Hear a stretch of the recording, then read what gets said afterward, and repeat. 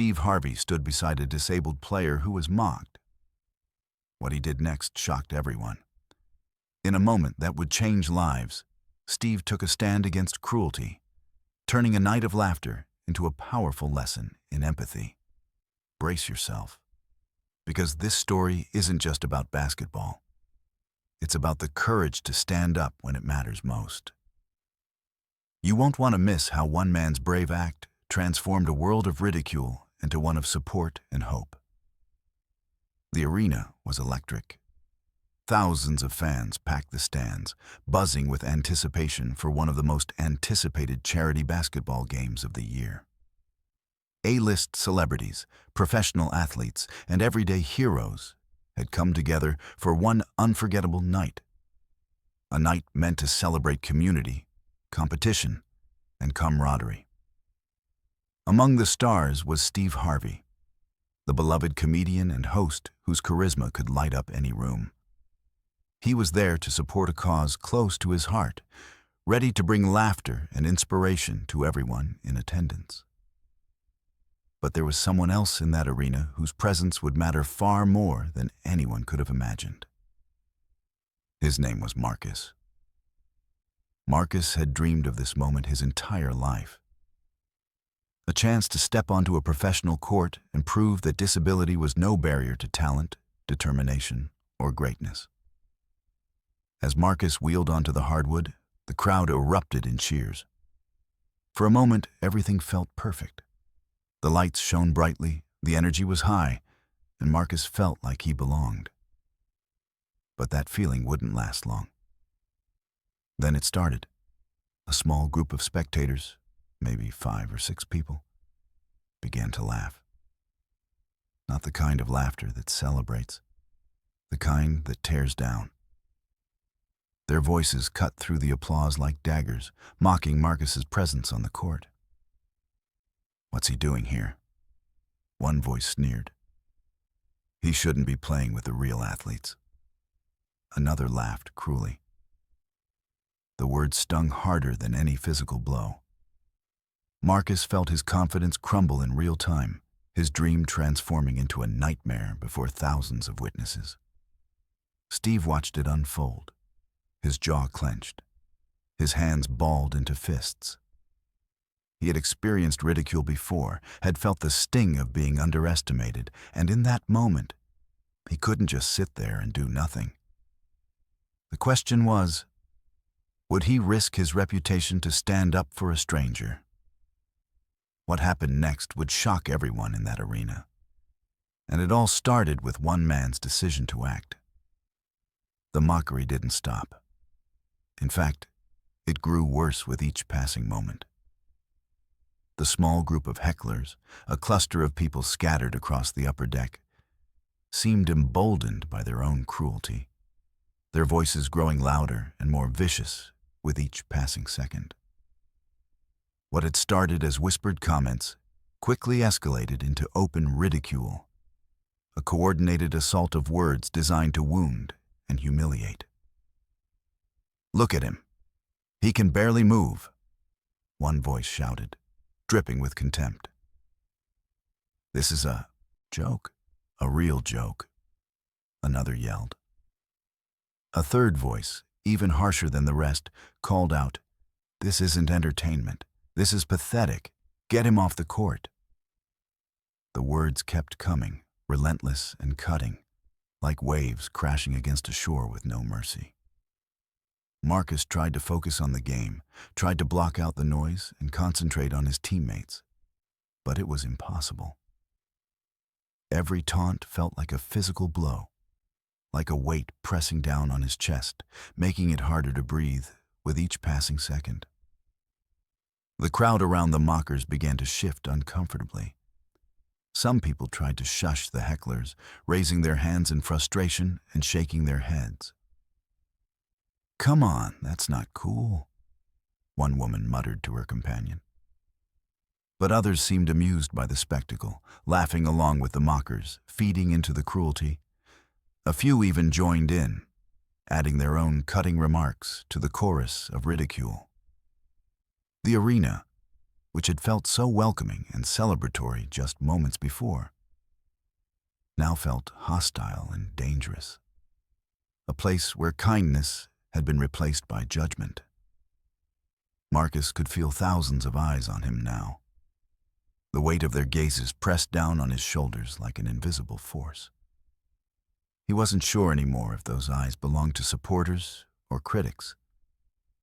Were they looking at him with admiration for his courage, or with pity and disdain? The uncertainty was almost worse than the mockery itself. His hands trembled slightly as he gripped his wheelchair, and he could feel his heart pounding in his chest like a drum that wouldn't stop. The other players on the court seemed unsure how to react. Some of them shot angry glances toward the hecklers. Others looked away, uncomfortable with the situation unfolding around them. The referees exchanged concerned looks, but seemed hesitant to intervene. After all, this was supposed to be a fun charity event, not a confrontation. But the situation was spiraling, and nobody seemed to know how to stop it. Steve sat in his seat in the VIP section, watching this unfold in real time. His initial joy at being part of the event began to curdle into something darker. He felt a rage building inside him that he hadn't experienced in years, a visceral, primal anger at the injustice of what he was witnessing. This wasn't just about Marcus anymore, though Marcus was the one suffering. This was about something far deeper and more fundamental. This was about standing up against cruelty itself, about refusing to let bullying and mockery win in a room full of thousands of people who could have stopped it but chose not to. But hesitation crept into Steve's mind like an unwelcome visitor. What if he made things worse by intervening? What if his attempt to defend Marcus only drew more attention to the young man's struggle, amplifying the humiliation rather than stopping it? What if the mockers turned their attacks on him instead, turning him into a target? What would that accomplish? These doubts whispered in his ear, urging him to stay silent, to mind his own business, to let someone else handle it. Yet Steve had spent his entire career speaking truth to power, using his platform to uplift others and challenge injustice. He couldn't sit idly by now, not when it mattered most. The tension hung in the air like a storm cloud about to break, electricity crackling invisibly between the stands and the court. Everyone could feel it, though few understood what it meant. Marcus looked toward the sidelines, searching desperately for any sign of hope, any indication that someone in this vast arena cared about him as a person rather than as an object of ridicule. His eyes scanned the crowd, and that's when his gaze locked with Steve's from across the arena. In that moment, something shifted. Steve's expression changed from contemplation to resolve. He could see the pain in Marcus's eyes, the desperate hope that someone would step in. Steve made his choice in that instant, not with his head, but with his heart. He stood up from his seat, his body moving before his mind could second-guess him. His jaw set with determination, his shoulders squared, he rose to his full height. The mockers didn't see him coming. They were too caught up in their own cruelty, too focused on their target to notice the legendary entertainer standing up in the VIP section. They didn't expect what was about to happen next. They had no idea that their moment of triumph was about to transform into something they would never forget. "Hey, that's enough!" Steve's voice boomed through the arena like a thunderclap, cutting through the mockery with the force of a sledgehammer. The entire stadium fell silent in an instant. The laughter stopped. The whispers ceased. Even the ambient noise of the crowd seemed to fade away, leaving only Steve's words hanging in the air. All eyes turned toward Steve Harvey, standing tall in the VIP section, his presence commanding and undeniable. He was no longer just a spectator at a charity event. He had become something else entirely. A voice for the voiceless, a defender of the defenseless, a man willing to risk his reputation and comfort for what he believed was right. The question that had haunted him moments before, would he act, had been answered with a resounding yes. The silence that followed Steve's outburst was deafening in a way that few people ever experience. It was the kind of silence that feels almost physical, as if the sound has been sucked out of the entire arena, leaving only the weight of what had just happened. Every person in the arena seemed to hold their breath simultaneously, waiting to see what would happen next. Steve's voice still echoed through the speakers, his words reverberating off the walls and settling into the hearts of thousands of spectators like seeds planted in fertile soil. This wasn't just a moment anymore. This was becoming a turning point, a pivot that would define not just the evening, but potentially the lives of everyone present. Steve didn't sit back down. Instead, he began making his way down from the VIP section with deliberate, measured steps. He moved like a man on a mission, someone who had made a decision and would see it through to whatever end awaited him. His movements were confident, but not aggressive, purposeful, but not reckless. Every step he took seemed to carry the weight of conviction. Security personnel started to move toward him instinctively, their training kicking in to manage any potential disruption. But Steve held up his hand in a gesture that was both calm and commanding. A gesture born from years of experience commanding rooms and audiences. "I'm just going to have a word," he said, his tone measured but firm, carrying an undeniable authority. The security guards hesitated for a moment, studying his face, reading his intentions. Then they stepped aside. They could see in his eyes that this man had a purpose, and it wasn't a threat to anyone. It was something far more powerful than that. It was the purpose of someone acting on principle. As Steve descended the stairs, moving from the elevated VIP section down toward the court level, the crowd began to murmur with growing intensity. The whispers spread like ripples across water, moving from section to section, person to person. Phones came out everywhere, dozens, then hundreds, then thousands of devices suddenly raised into the air. People started recording, sensing instinctively that something historic was about to unfold before their eyes. This was the kind of moment that would be shared, discussed, and remembered. Everyone could feel it. The mockers, realizing that the attention had shifted away from Marcus and toward Steve with the force of a searchlight, began to shrink back into their seats like plants withdrawing from harsh sunlight. Some of them tried to laugh nervously, as if they could somehow deflect what was coming with humor, as if laughter could protect them from the consequences of their actions.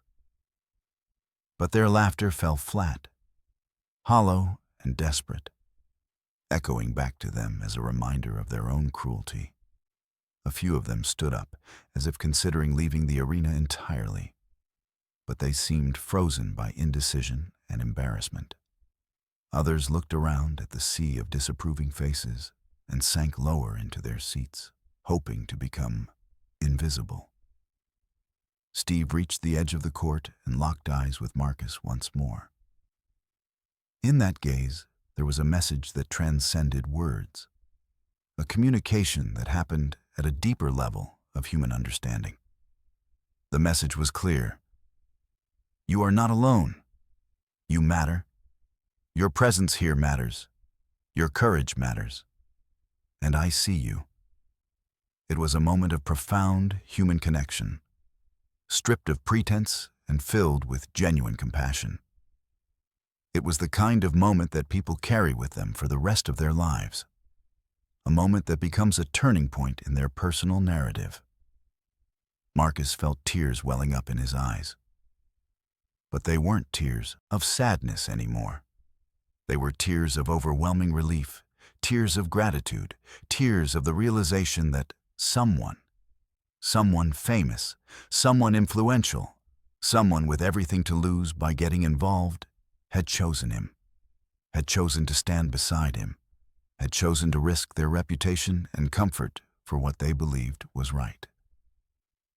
It was a gift beyond measure. Then Steve turned to address the crowd, and the entire arena seemed to lean forward collectively, as if drawn by an invisible force. His voice, when he spoke, was different from before.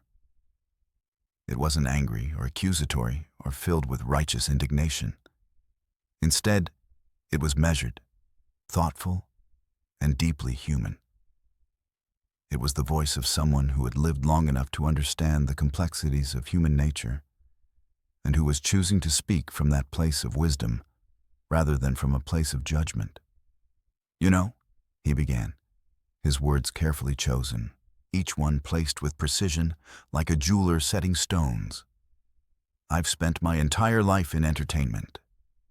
I've been on stages in front of millions of people.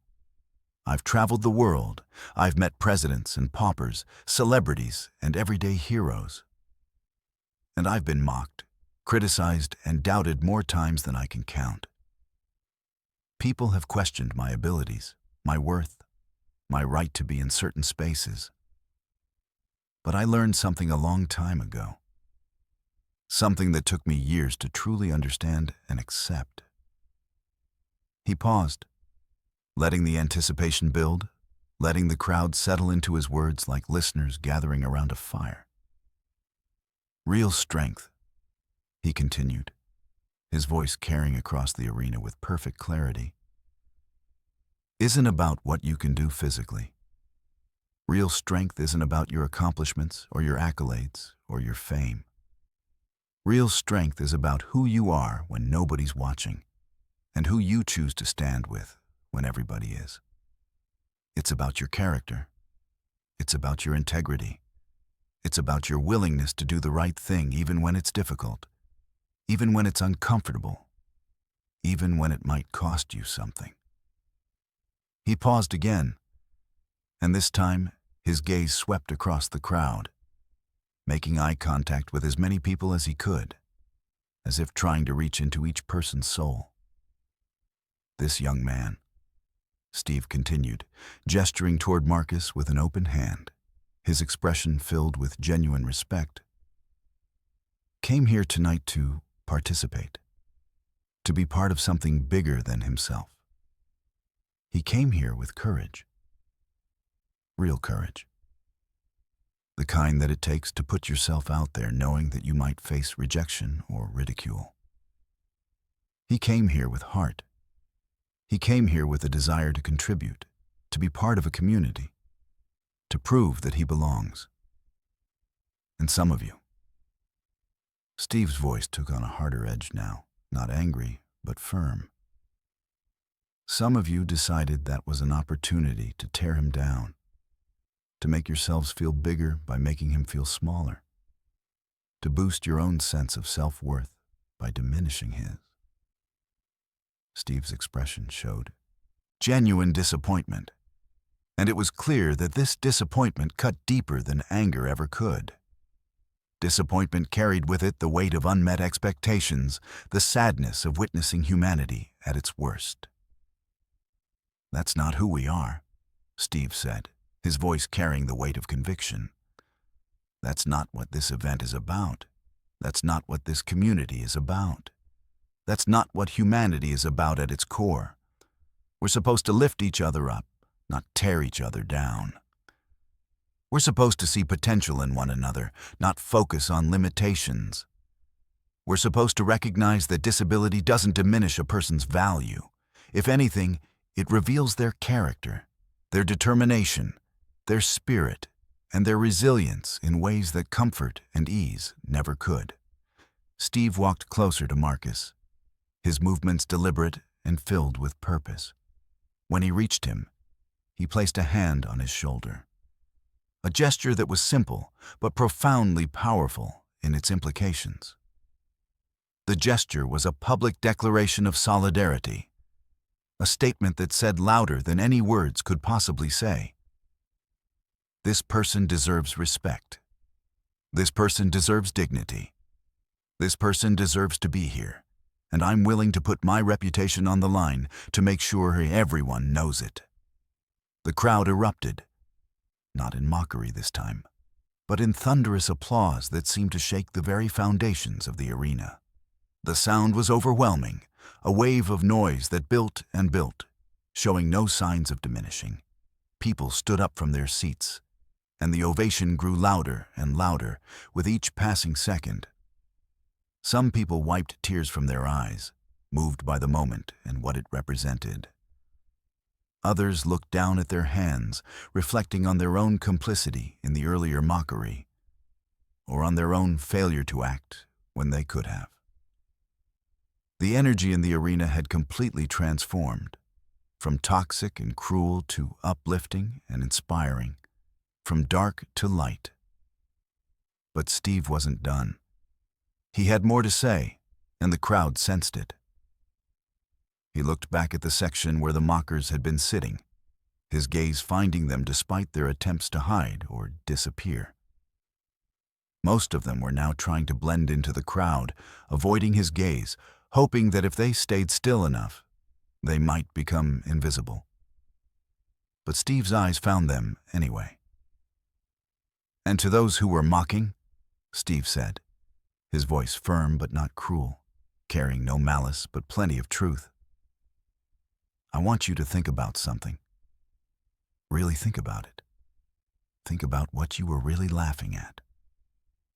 Were you laughing at someone's disability? Were you laughing because you found genuine humor in someone else's struggle? Or were you laughing because you were afraid of something you don't understand?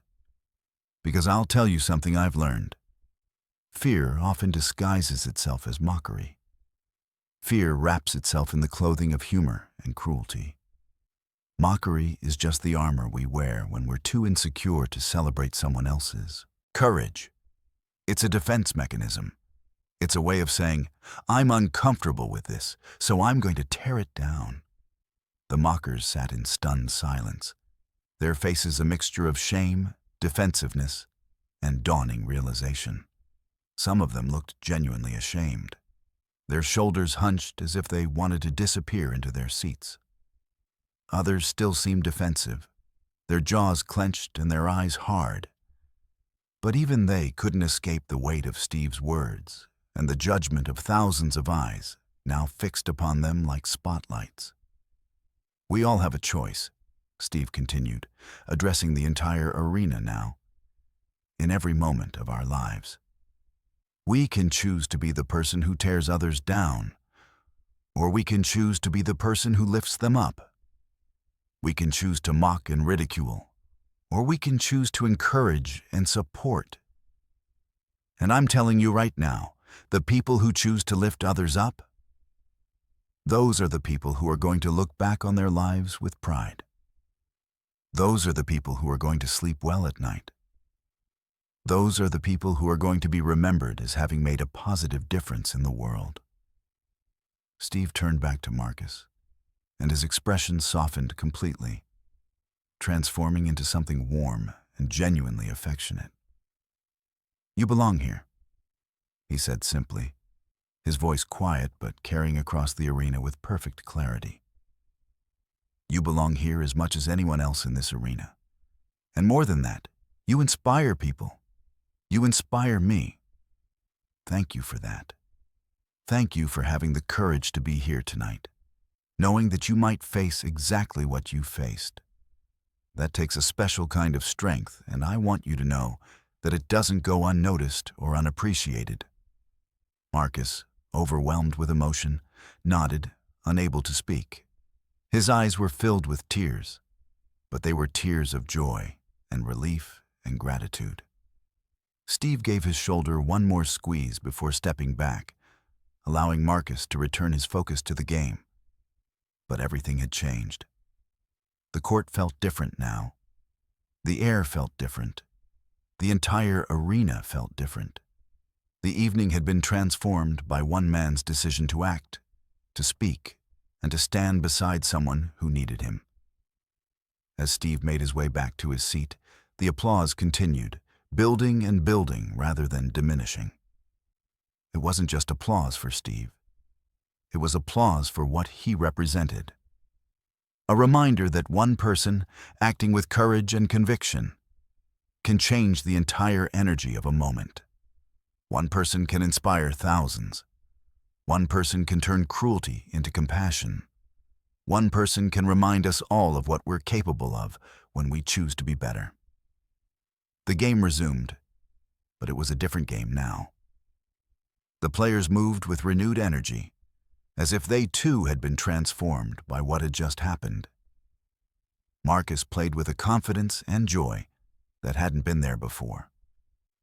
His teammates seemed more engaged, more supportive, and the crowd, rather than being divided between mockers and supporters, seemed unified in their appreciation for what was unfolding on the court. By the end of the first half, Marcus had scored 12 points and had 4 assists. He was playing at a level that surprised even his own supporters. But more importantly, he was playing with a smile on his face, a smile that said he knew he belonged, that he knew he mattered, that he knew someone had seen his worth and had been willing to stand up for it in front of thousands of people. Steve watched from his seat, a satisfied smile on his face. He knew that what he had done tonight would have ripple effects that extended far beyond this arena, far beyond this one evening. He had sent a message not just to Marcus, but to everyone who had witnessed it. That standing up for what's right matters, that defending the defenseless matters, that choosing compassion over cruelty matters. The second half of the game began, with an entirely different atmosphere permeating the arena. The transformation that had started with Steve's intervention had taken root and was now blossoming into something far more significant than anyone could have anticipated. The energy that had been toxic and divisive just an hour earlier had metamorphosed into something unified and inspiring. People who had been sitting in judgment were now sitting in support. The mockers, those who had remained in the arena, were now silent, their voices extinguished by the weight of what they had witnessed and the collective disapprovals of thousands of their peers. Marcus took the court for the second half, with his head held high. Gone was the uncertainty that had plagued him during the first half, that nagging doubt about whether he truly belonged in this space. In its place was a quiet confidence, a sense of purpose that radiated from him like light. He knew that he had an ally now, someone powerful and influential who had publicly declared his worth. But more than that, he knew that he had the support of the crowd, or at least the vast majority of it. The opposing team, composed of local celebrities and athletes who had volunteered for the charity event, seemed energized by the moment as well. They played with intensity and skill, but they also played with a newfound respect for Marcus and his teammates. There were no cheap shots, no attempts to intimidate or belittle. Instead, there was genuine competition, the kind of competition that brings out the best in everyone involved. In the stands, Steve Harvey watched with keen interest. He wasn't just observing the game anymore. He was observing the broader implications of what was happening. He was watching to see if the moment he had created would have lasting impact, or if it would fade as soon as the final buzzer sounded. He was watching to see if people would remember this evening and let it change them, or if they would return to their old patterns of behavior once they left the arena. A few rows behind Steve, a young woman named Sarah sat with her teenage daughter. Sarah had been one of the people who had laughed along with the mockers earlier in the evening, not out of genuine cruelty, but out of a desire to fit in, to be part of the group. As she watched Steve stand up for Marcus, as she heard his words about choosing to lift others up rather than tear them down, something shifted inside her. She felt ashamed of her own laughter, ashamed of her own complicity in the mockery. She reached over and squeezed her daughter's hand, and when her daughter looked at her questioningly, Sarah whispered, I'm sorry for laughing earlier. That wasn't right. That wasn't who I want to be. Her daughter, who was 15 years old and still forming her own moral compass, nodded slowly. I know, Mom, she said quietly. I didn't like it either. But I didn't say anything. I should have. Sarah pulled her daughter close. Well, we both know better now, and we can do better going forward. These kinds of conversations were happening throughout the arena, in small pockets of awareness and reflection. People were having moments of reckoning with themselves, moments where they were forced to confront their own behavior and their own choices. It was the kind of ripple effect that Steve had hoped for when he decided to intervene. On the court, Marcus was having the game of his life. He moved with a fluidity and confidence that seemed to surprise even his own teammates. He executed plays with precision, communicated effectively with his fellow players, and most importantly, he played with joy. His face was animated, his movements were decisive, and his presence was commanding. He was no longer playing defensively, trying to prove his worth or overcome the mockery. He was playing offensively, asserting his right to be there, demonstrating through his actions that he belonged. Midway through the second half, Marcus executed a particularly impressive play. He received a pass at the top of the key, assessed the court with quick eyes, and then executed a perfect no-look pass to a teammate who was cutting to the basket. The pass was so precise, so perfectly timed, that it resulted in an easy layup. The crowd erupted in cheers, and this time, the cheers were universal. Even the people who had been sitting in skeptical silence were now on their feet, applauding. Steve stood up and began clapping, his face beaming with genuine pride. He caught Marcus's eye across the arena and gave him a nod of acknowledgement. Marcus returned the nod, and in that exchange was a silent conversation. I see you. I believe in you. Keep going. The opposing team called a timeout, and as the players huddled with their coaches, Marcus's coach pulled him aside briefly. You're playing incredible ball out there, the coach said, placing a hand on Marcus's shoulder. But more than that, you're showing everyone in this arena what it means to have heart, to have character, to have resilience. Keep it up. Marcus nodded, but he didn't respond verbally. He didn't need to. His play would do the talking for him. As the game continued, something remarkable happened. The crowd began to rally around Marcus, not just because he was the underdog, not just because they felt sorry for him or guilty about the earlier mockery, but because he was genuinely impressive. He was making plays that showcased his skill, his basketball IQ, and his ability to read the court. He was proving, beyond any shadow of a doubt, that disability did not diminish his abilities as an athlete or as a person. With about 5 minutes remaining in the game, Marcus's team was down by 3 points. The tension in the arena was palpable, the kind of tension that makes people hold their breath and grip the armrests of their seats. The opposing team had the ball, and they were running down the clock, trying to extend their lead, or at least maintain it. But then something unexpected happened. One of the opposing team's players, a well-known actor who had been volunteering for the charity event, made a turnover. The ball went loose, bouncing toward the sideline. Marcus, with quick reflexes and determination, wheeled himself toward the ball and managed to secure it before it went out of bounds. The crowd gasped, then erupted in cheers at the display of athleticism and hustle. Marcus's team brought the ball up the court quickly, taking advantage of the momentum shift. The play was executed perfectly. A series of passes that moved the ball around the court with precision, each pass bringing them closer to the basket.